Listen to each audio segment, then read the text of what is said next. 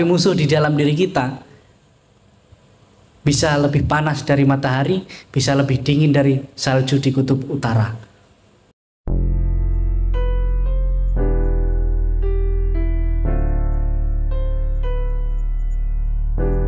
Pertanyaan dari ibu tadi, menghadapi musuh dalam selimut, katanya nggak tahu gimana ya musuh dalam selimut itu, karena saya tidak pernah satu selimut sama musuh saya. Karena kalau bisa satu selimut baku tikam aja kan ya. Ya, intinya bagaimana kadangkala musuh dalam selimut, dia sebagai musuh tetapi tidak terlihat karena saking dekatnya, saking halusnya. Yang saya ingin katakan adalah ketika kita sudah tidak cocok sesuai dengan orang lain, kita hanya butuh menjaga jarak karena untuk menjaga saling keduanya.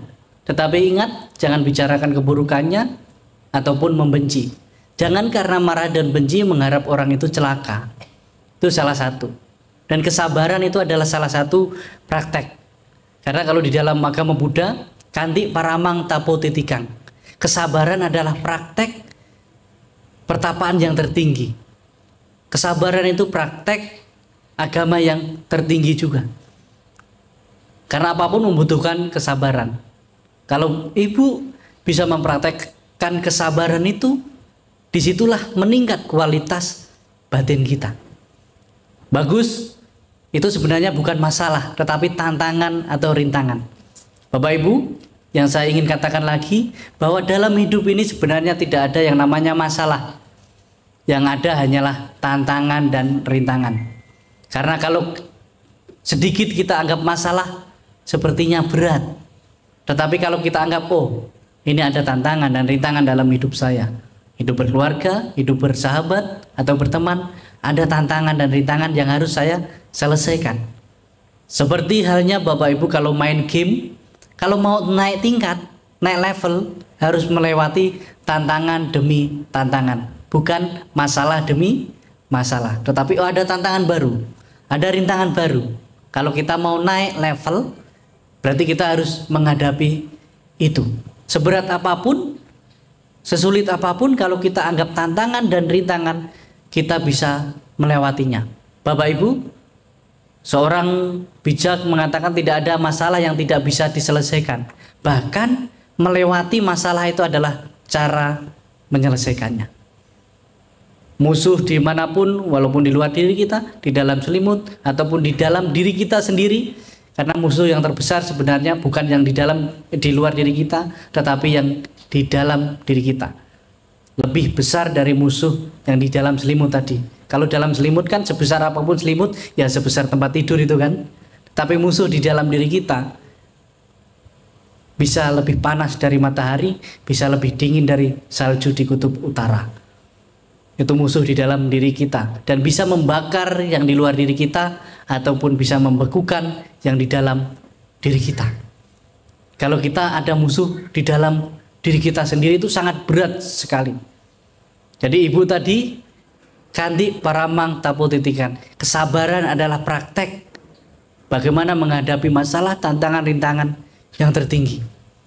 Karena sebesar apapun, kalau kesabaran masih bersemayam di dalam diri kita, kita bisa mendekatkan diri kepada Tuhan, mendekatkan diri kepada diri kita sendiri. Bagaimana diri kita sendiri itu yang terpenting di situ sebenarnya. Mungkin itu ibu ya. Jadi tantangan rintangan itu kita harus lewati dengan kesabaran dan kesadaran. Jangan takut melangkah ibu. Yang terpenting langkah kita tidak menakutkan orang lain. Karena hidup ini adalah perjalanan. Cepat tidak harus berlari, apalagi lari dari kenyataan. Itu salah satunya. Untuk Bapak,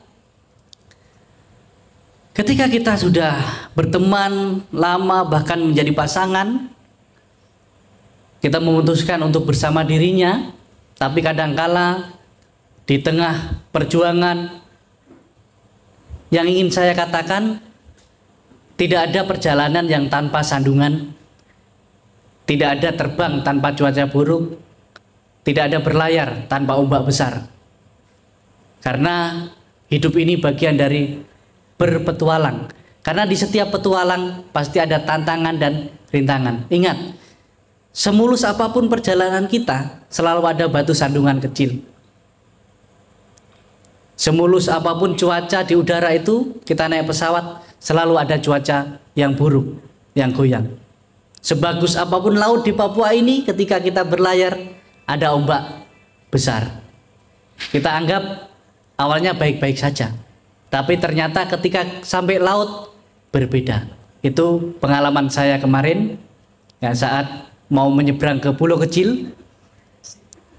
Mau menyeberang udah enak-enak, pokoknya saya membayangkan sampai sana nanti saya diving, saya melihat karang dan lain sebagainya, cuaca baik, langit baik, ternyata perahu kita nggak baik-baik saja. Kemarin pas di tengah perjalanan, oh berbeda kondisinya, ada yang patah. Tetapi itu sebagai tantangan, oke kita putar balik. Begitu juga Bapak, dalam kehidupan berumah tangga, ketika di tengah perjalanan ada tantangan, ada rintangan, ada mungkin hal besar yang kita berpikir, ini kayaknya oleng ini, kapal kita udah mau oleng ini. Tetapi ketika perlayaran rumah tangga itu seperti kita di atas kapal, ketika ada sesuatu yang rusak, keduanya harus saling menjaga, saling menyeimbangi. Bukan dilempar satu sendiri, justru malah akan lebih berat. Tetapi ketika kita berlayar, ada sesuatu yang rusak, harus menjaga keseimbangannya. Bukan loncat dari kapal itu. Putar balik kalau ada masalah. Sama ketika dalam keluarga, ketika tengah perjuangan ada masalah, coba putar balik ketika Bapak Ibu sedang memperjuangkan mendapatkan dirinya. Coba Bapak ingat waktu belum memilikinya, bagaimana susah untuk mendapatkannya, perjuangannya besar juga, gunung yang tinggi kudaki, lautan dalam ku seberangi, kalau orang sedang jatuh cinta kan, demi menemukan pasangan sejati. Tapi kenapa ketika sudah dimiliki kok kadang-kala disia-siakan? Coba caranya kembali ke dulu, ketika ada masalah, Bapak Pendeta tadi bilang, ketika jalan ada sandungan, kenapa sayang Kenapa ketika udah lama kok kau punya mata taruh mana? Kenapa kita enggak, walaupun sudah sama-sama dewasa, sama-sama senior, bukan tua ya, senior, ketika tersandung, lain kali hati-hati, mungkin mata kita sudah mulai rabun. Nah, bahasanya kan beda kan, bukan di mana mata kau gitu. Nah, tapi mungkin mata kita sudah mulai sedikit rusak. Ketika kita mau memutuskan sesuatu, ketika sedang bermasalah, coba ingat kembali perjuangan bersama-sama. Ketika membangun persahabatan, ketika ada sesuatu yang salah, coba ingat begitu sulitnya untuk mendapatkan seorang sahabat. Ketika Bapak Ibu dalam kehidupan rumah tangga ada masalah, ingin mungkin mengakhiri dan lain sebagainya, coba ingat, saya berjuang itu mati-matian. Memang kadangkala ketika sudah lama dalam kehidupan berumah tangga berteman, ada sedikit perasaan yang mulai dingin. Jangan salahkan perasaannya dingin. Ketika panas, kenapa kau lama biarkan?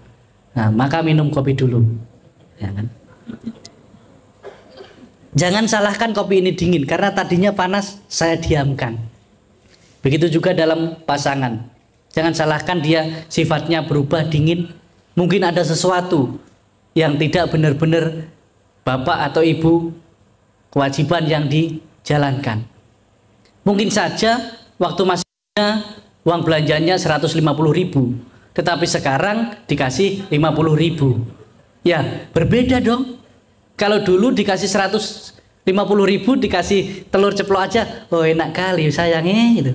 Sekarang dikasih 50.000, udah dikasih ayam, kasih ini makanan apa ini? Gitu. Nah, ini sering terjadi dalam kehidupan rumah tangga. Mungkin membangun rumah tangga itu bukan hanya rumah dan tangga, harus pondasi yang kuat juga. Sama sadar, sama keyakinan, sama moralitas, sama kebijaksanaan harus ada juga. Jangan hanya apa ya, kalau orang udah mau berumah tangga, oh saya nggak punya apa-apa, nggak apa-apa, kita bangun rumah tangga ini dengan cinta. Ya kan? Kalau dulu tai kucing rasa coklat, kalau sekarang tai coklat rasa tai kucing, ya kan? Berubah kadang-kala. Ya kalau udah orang sedang jatuh cinta kan tai kucing rasa coklat. Nah, pernah coba berarti ya? Tapi kenapa kalau udah tua coklat pun rasa tai kucing? Kalau dulu waktu baru berumah tangga Bapak Ibu, masakan setidak enak apapun, tidak apa-apa, ini masakan enak, yang terpenting ada senyummu di sini kan. Tapi kalau udah tua seenak apapun, apa ini makanan kok seperti ini? Lebih enak rumah tetangga, lebih enak di warung dan lain sebagainya. Karena mungkin di sana ada senyum yang lain.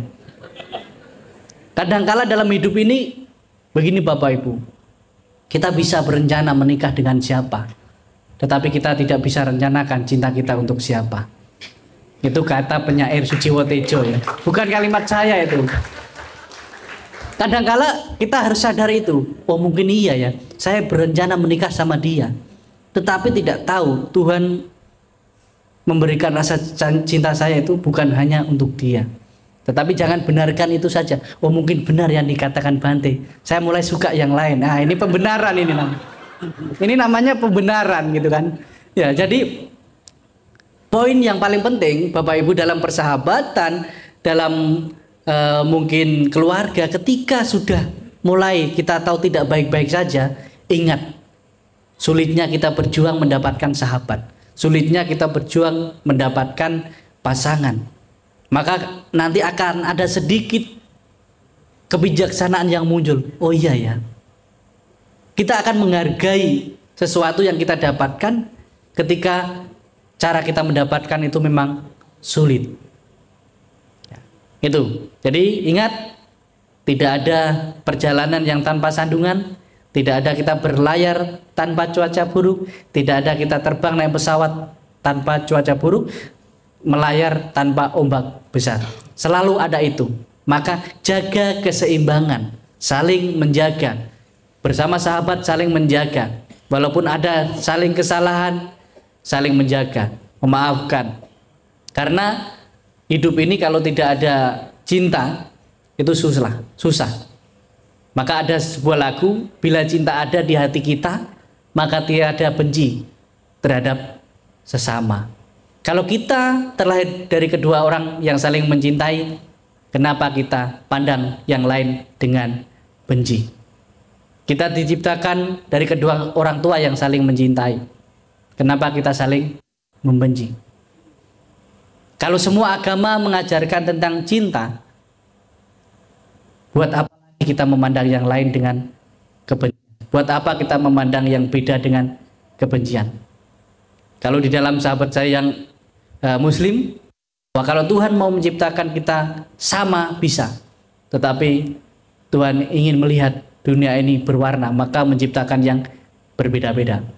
Di belakang kita ada tulisan bersama dalam perbedaan.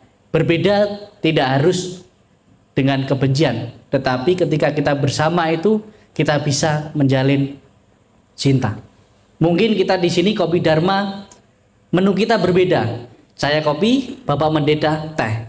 Tetapi saya tidak menyalahkan, oh kopi saya Bapak yang paling enak, Bapak minum teh nggak enak, jauh itu dari Tiongkok. Wah, kopi ini dari Wamena, dekat gitu. Tetapi kita punya selera masing-masing. Tetapi kita yakin apa yang kita minum ini sama-sama enak, berwarna. Di meja Bapak Ibu ada beberapa makanan, warnanya beda-beda, rasanya beda-beda, tetapi itu sama-sama makanan. Walaupun kita berbeda keyakinan, berbeda agama, berbeda suku, berbeda bahasa, tapi kita satu, yaitu dari cinta orang tua. Maka mari kita lanjutkan petualang perjalanan ini, lanjutkan hidup kita dengan hati dan hati-hati. Yang lalu berlalu, yang akan datang belum terjadi. Mari kita fokus hidup saat ini, sekarang, di sini. Jalani hidup hari-hari dengan kesadaran dan kesabaran, karena kalau kita dengan amarah bukan menjadi manusia, tetapi menjadi makhluk-makhluk di sekitar kita yang ingin menghalalkan segala cara. Karena kita sebagai manusia harus memanusiakan manusia lainnya, bukan memanfaatkan manusianya untuk kita bertahan hidup. Kalimat yang sering ingin saya katakan adalah hidup ini harus menghidupkan kehidupan orang lain, bukan memanfaatkan kehidupan orang lain untuk kita bertahan hidup. Demikian yang bisa saya sampaikan. Bila ada kata, gerakan muka saya ataupun tubuh saya yang kurang berkenan di hati Bapak Ibu, dari awal sampai akhir ini, yang baik boleh diambil, yang buruk tidak usah dimasukkan ke dalam hati. Bila ada kopi, bila ada teh, kita besok malam bisa duduk bersama di sini. Mungkin tambahannya ada pop mie, ada cilok dan lain sebagainya tadi, silahkan dinikmati. Bila ada yang kurang, mungkin suguhannya boleh besok Bapak Ibu bawa ke sini, tambah sendiri.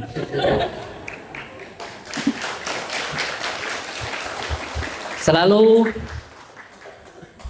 katakan, Bapak Pendeta tadi udah mengucapkan Sabisata Bhawantu Sukhitata, semoga semua makhluk hidup berbahagia, tidak ada kecuali kamu yang membenci saya, kecuali kamu yang saya benci. Tetapi semua makhluk, kita harus mendoakan semua makhluk, baik itu yang membenci kita, yang menyakiti kita. Ketika kita doakan semoga dia bahagia, saya yakin ada kebahagiaan di antara kita. Ketika kita mendoakan semuanya walaupun dia membenci, pasti dalam hatinya ada sedikit rasa cinta. Kebencian tidak akan berakhir bila dibalas dengan kebencian, tetapi kebencian akan berakhir bila dibalas dengan cinta kasih. Tidak ada jalan suci tanpa jalan cinta, dan tidak ada jalan suci yang menyebabkan penderitaan diri sendiri dan orang lain. Kalau ada jalan suci yang mengakibatkan penderitaan diri sendiri dan orang lain, mari kita renungkan kembali. Akhir kata dari saya, Namo Sang Adi Budaya, Namo Buddhaya. Wassalamualaikum warahmatullahi wabarakatuh. Shalom, Om Swastiastu, salam kebajikan, selamat malam dan terima kasih.